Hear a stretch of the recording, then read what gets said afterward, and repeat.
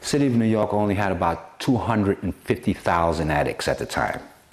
They wanted a new program, a drug-free program. They went to the hospital.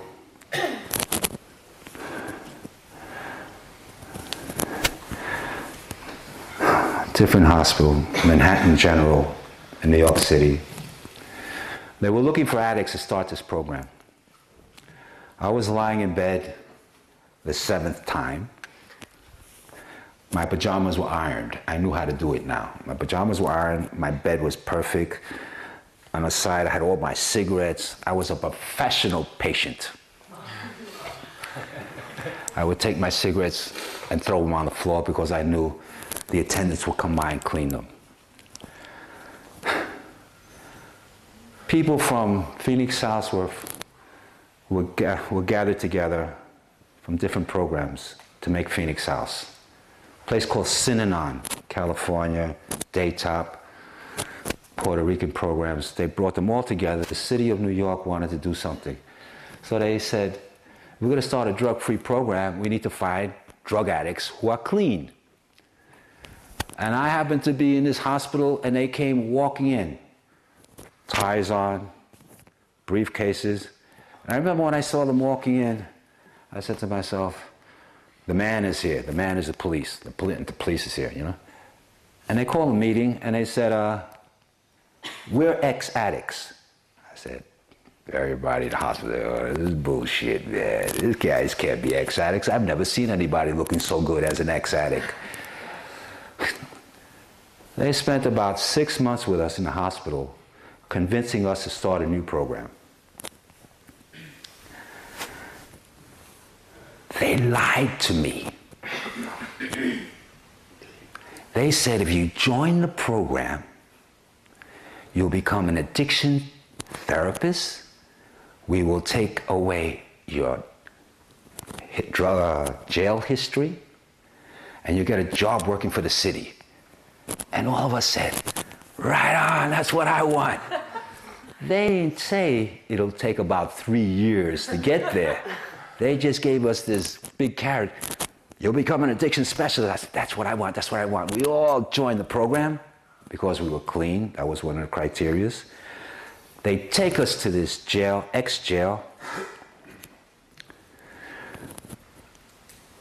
I walk into this place.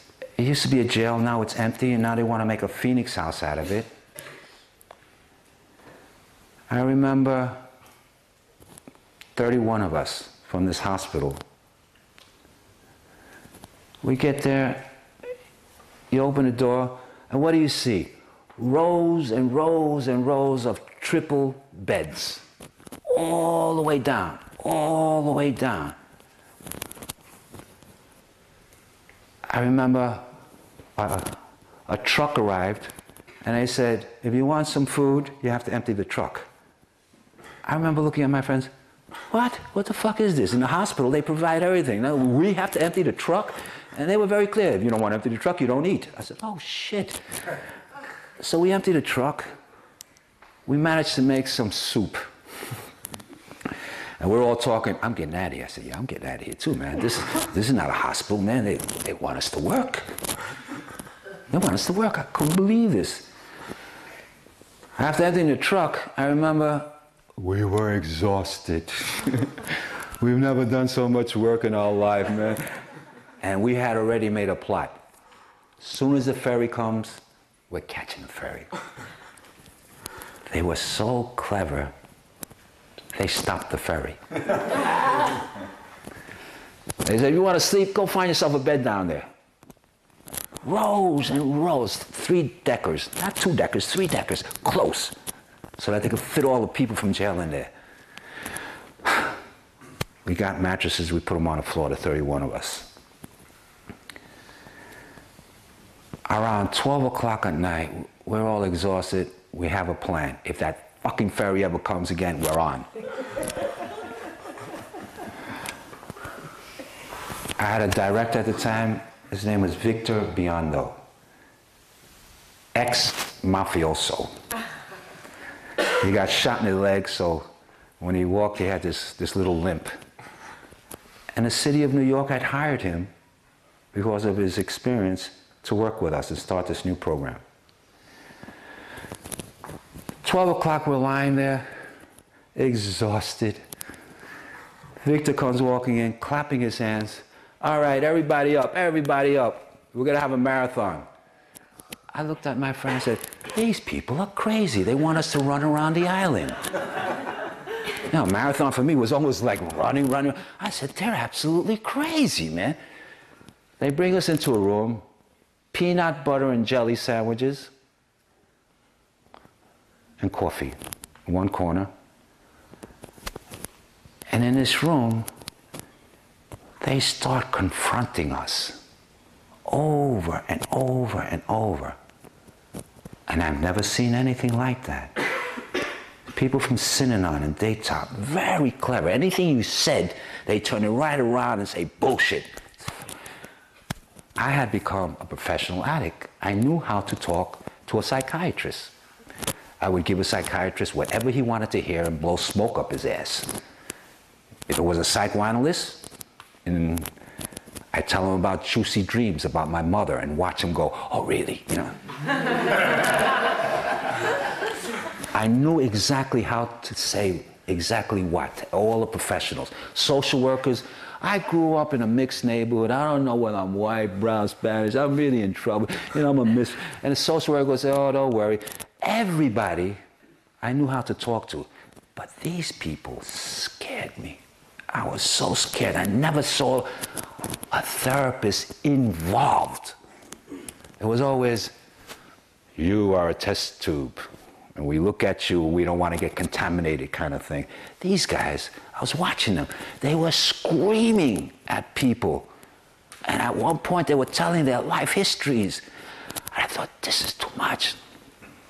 My first marathon, I'm sitting in a corner with a blanket. I'm watching these people talking about the things they've done in their life. And it's horrible, killing people with rat poison instead of dope. The most horrible abuse stories in your life. And they were sharing it, and that's not on. You never share anything with anybody. You always keep it together. You never do that. And I say, what the hell's going on here? Every time they say, you ready to work? I said, nope. At some point, they said, are you ready to work? And I was shaking. And they said, you're afraid. And I said, no, I'm not.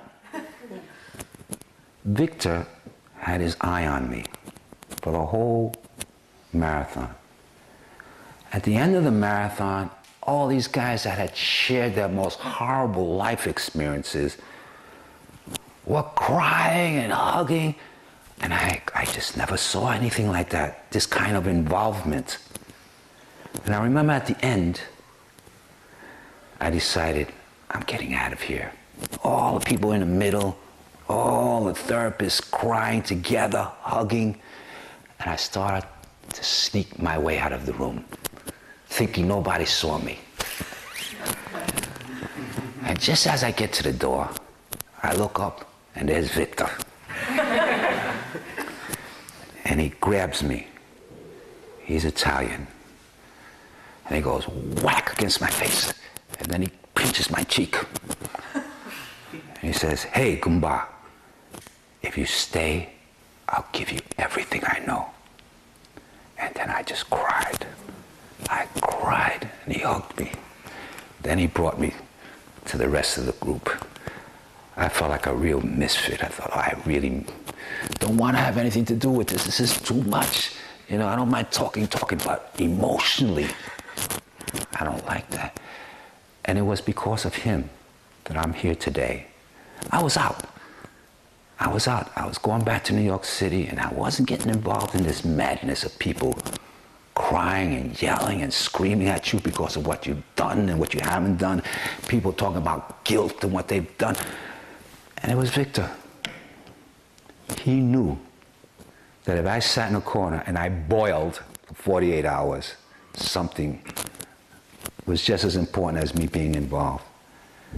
And I remember grabbing Victor and said, okay, I'll stay. I'll stay. I was crying. It took me about 3 months after that in Phoenix House to say hello to Victor. Every time I'd see him coming down the hallway, he'd come into a room, I have to go, I would find an excuse. I was so afraid of this amazing authority figure. And then they asked me to paint his room, his office. I'm painting his office, and Victor came in and said, wow, you're doing a great job. Thank you very much. I said, oh, really? You like it? Yeah. And he gave me a hug again. But 3 months. Every time I saw him, no. Authority, he knows me. He can see through me. I better get the hell out of here, That was my attitude. I said, let me avoid this guy. And for 3 months, you wouldn't believe it. I found every kind of excuse. I'm walking down the hallway, ooh. I'd go every kind of other way because he was so overpowering. I know. Once they made a video of him, and he was crying on the video. He was saying, isn't it amazing that what we consider the scum of the earth, one day I'm going to help the drug addicts of New York City. And he was talking about us. And we were watching him on TV. And we were crying because Victor, our man, he was telling the world, yeah, we fucked it up, but we're also going to help the world. And I felt so proud. Once, one of the addicts wanted to leave Phoenix House. And he's trying to get out the door.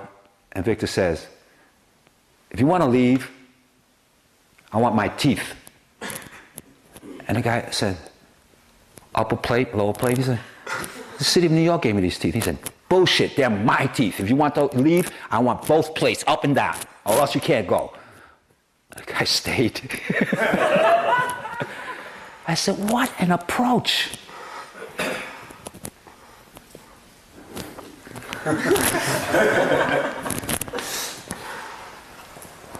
I was in love with a girl while I was in the program. Just a few weeks later, Victor calls me into the office and says, listen, your girlfriend, she's in another program now, and she doesn't want to have anything to do with a drug addict like you. She's involved with a guy from college, and her life is really great, and she doesn't want to have anything to do with you. And I remember saying, that bitch, that fucking bitch, she's involved with a guy from college. Shit, what can I do? You can't compete with a guy from college, So I worked. I worked in the program. I worked. Like I worked at football in the military academy. And this was a mind-blowing thing. 6 months later, I'm a big shot. I'm a coordinator. I'm walking around showing other people how to do things. Victor wants me in the office. I said, oh man, I've done something wrong. Always, I've done something wrong. I go into the office, I'm holding my breath, and Victor says, hey man, remember what happened when you arrived in the program? I told you about your girlfriend, that she's in another program and she's involved with a college guy and she doesn't want to have anything to do with you? I said, yeah, I remember. He said, I lied to you. I lied to you so that I could keep you. And I said, you lied to me. And then I looked into his eyes and I understood. He cared so much about me. He was willing to lie to me to keep me. He said, you can now go see her. She's not involved with a college guy. She's doing really great. And we've been in contact with her, telling her about your progress.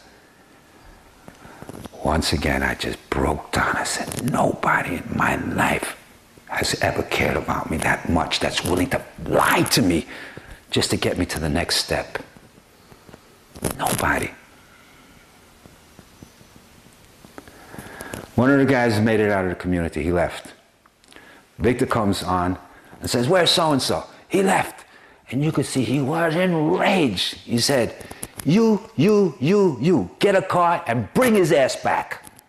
This is a voluntary program. All the guys said, all right, Victor. They saw him in the street trying to get dope, and it was like a kidnap. They grabbed his fucking ass and they threw him in the car. He came back, and he was happy to be back.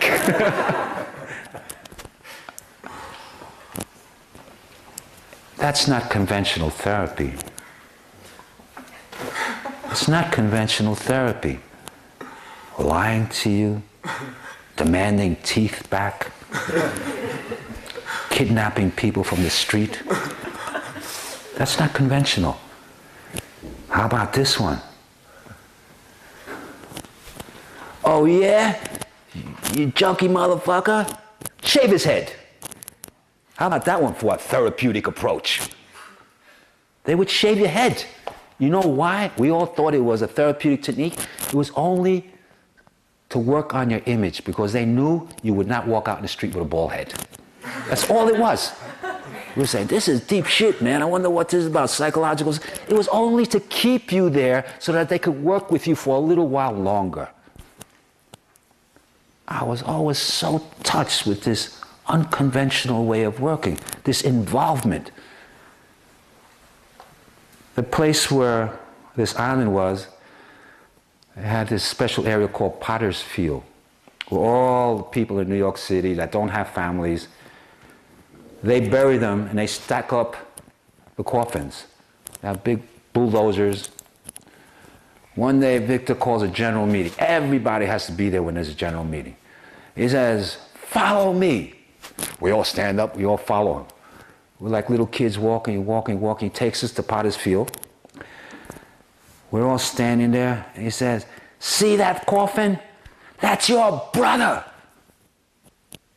This guy had left a week ago. And he's dead because of you. And we thought, oh shit. If you had cared about him, he would be still alive. And I thought, oh man, it was true. We treated him like an asshole. We didn't like him. And I understood what he meant. If we had cared about him, he would not have left.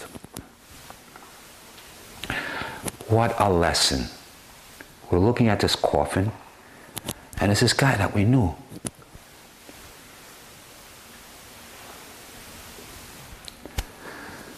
I love Victor. He's my hero. Yeah, he's my hero.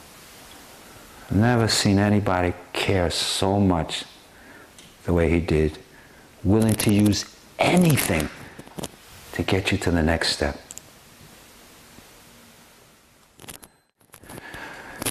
Five years, exhausted, working with people. I'm on my way to Okinawa. My friends bring me black stuff, Japanese shoes. I'm feeling like kung fu and all that stuff. And in walks my ex-wife, and she knows me. She says, Veeresh, if you're going to Okinawa, how about if you stop off in Pune? I felt like, wait a second, this is a setup. I said, nope. She said, if you go, and you're able to stop off, would you go to Pune? I said, sure, okay, if it's possible. If I could arrange a ticket, I'll go, you know. She says, if you go to, how about if you go meet Osho? I said, I was getting very, very suspicious now, because I'm wondering why she's asking me all these questions. I'm dressed in black, I'm ready to go do my kung fu numbing. And she says, if you meet him, I said, wait a second, now you already got me meeting him, you know? She said, if you meet him, would you become a sannyasin?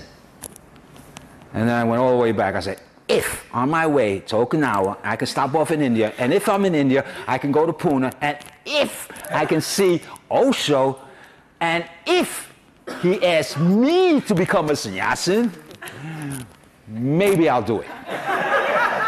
I got to check him out first, you know.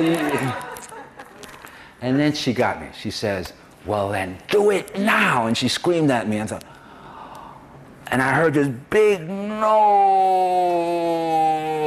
And then I said, okay. Because I said, what am I afraid of? What am I afraid of? She was ready. She has this very loud orange Tibetan robe on. She puts it on me. She puts a mala on me. And she said, from now on, your name is Swami X. I said, what?